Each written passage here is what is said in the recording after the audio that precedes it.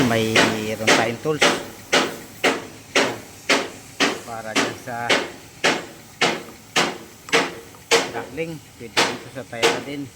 Subukan natin mga idol kung epektibo nga ito.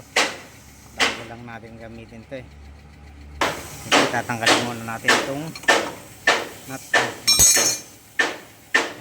Dati ito kasi mga idol pinupukpok para matanggal yung duckling. Ngayon may tools na tayong pwedeng gamitin. Ito, iwagan lang natin, subukan natin nga kung okay. Yan, ikabit na natin.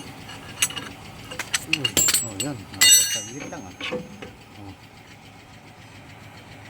konting luwag lang. Ito yan idol tanggalin muna natin yung natulit. Ayan, tanggalin muna ulit. Yan idol, hindi na natin kailangan pukpok para matanggal ito. Oh ayan, konting ikot lang, malambot lang. Pagtanggal natin pwede rin ito idol dito sa tie rod. Yan, pwede rin yan, hindi na tayo mahihirapan magpukpok.